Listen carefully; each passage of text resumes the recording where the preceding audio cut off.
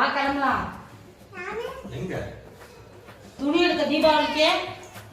தீபாவளி அதுக்கு 2 மாசம் இருக்கு. இப்பயே போய் எடுக்கணும். பக்கத்து வீட்டுக்காரி எல்லாம் ஆயுத பூஜையிலே போய் எடுத்துருவா. நம்ம விநாயகர் சதுர்த்திலே எடுத்துக்கணும் அவளுக்கு முன்னாடியே. அதுதான் பிள்ளைக்கு புது துணி போட்டு ரெடி பண்ணி வச்சிருக்கேன். விநாயகர் சதுர்த்திக்கு துணி எடுக்கணும்.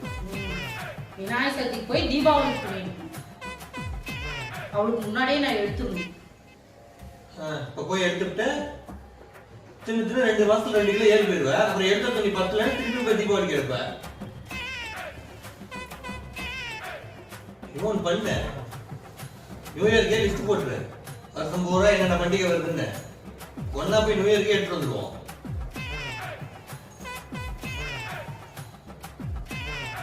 தீபாவளி துணி எடுத்து விநாயகர் சதுர்த்திக்கே போறோம். மாத்தாக்காரி ஏற்கனவே பக்கத்து வீட்லயும் ஏதோ அலர்ட் பண்றாங்க இதை பண்றாங்கன்னா எல்லாத்தையும் வாங்கி போட்டு கணக்கான உட்காந்துருக்காங்க.